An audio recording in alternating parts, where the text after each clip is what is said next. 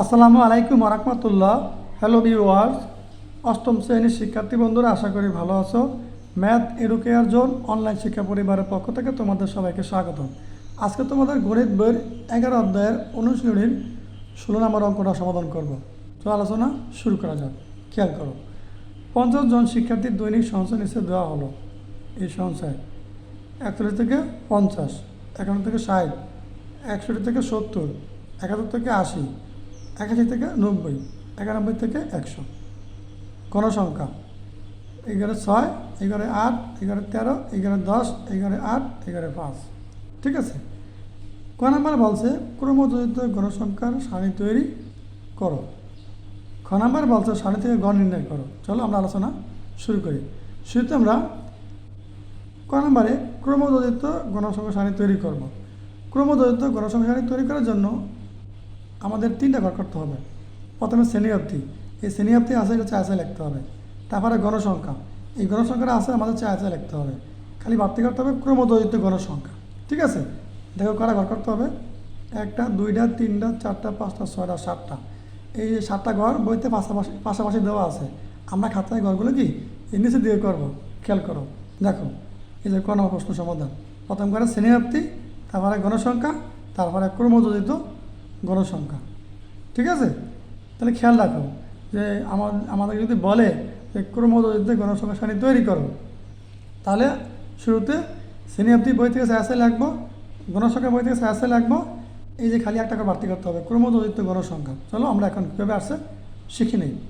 প্রথম করে রাখছি শ্রেণীব্যাপ্তি, এগুলো ঘর বইতে আছে পাশাপাশি, তোমরা খাতা নিচে দিয়ে করবা। ঠিক আছে, এই মানগুলো চাষে লাগবে, শ্রেণীব্যাপ্তির এই মানগুলো বই থেকে। তারপরে গণসংখ্যা লেখার পর ঘরের এই মানগুলো বই থেকে চাষে লাগবে। এই যে 41 থেকে 50, এই ঘরে গণসংখ্যা দেওয়া আছে 6। 51 থেকে 60, এই ঘরে গণসংখ্যা দেওয়া আছে 8, এগুলো কিন্তু বইতে আছে। 61 থেকে 70, এই ঘরে গণসংখ্যা দেওয়া আছে 13। 71 থেকে 80, এই ঘরে গণসংখ্যা দেওয়া আছে 10। 81 থেকে 90, এই ঘরে গণসংখ্যা দেওয়া আছে 8। 91 থেকে 100, এই ঘরে গণসংখ্যা দেওয়া আছে 5। খেয়াল করো ক্রমযোজিত গণসংখ্যা কীভাবে লাগবা। এই যে গণসংখ্যা করে প্রথম আছে কত 6, এই 6 এখানে লাগবা। এবার এই 6 লাগে এই 8 যোগ করবা, 8 আছে যোগ করা 14, এখানে লাগবা 14। এবার এই 14 আর এই 13 যোগ করবা, যোগ করলে 27, এখানে লাগবে এখানে 27।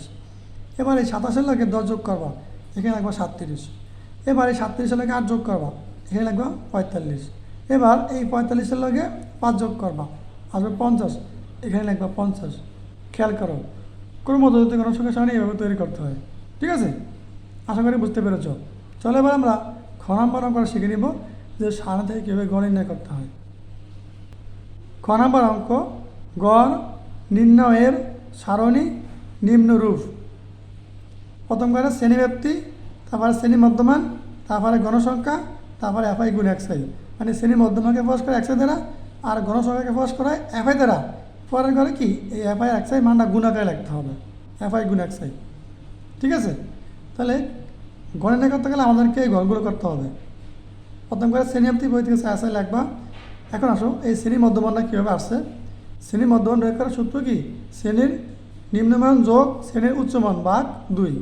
তোমরা এই যে শ্রেণী অবধি ঘরে আছে 41 আর 50, এই দুটা যোগ করে আসবে 91, 2 দ্বারা ভাগ করবা, 2 দ্বারা ভাগ করলে আসবে 45.5, এই ঘরে লাগবা। একইভাবে এই 51 60 যোগ করবা, যোগ করার পর যা আসবে তাকে তোমরা কি 2 দ্বারা ভাগ করবা, ভাগ করলে আসবে 55.5।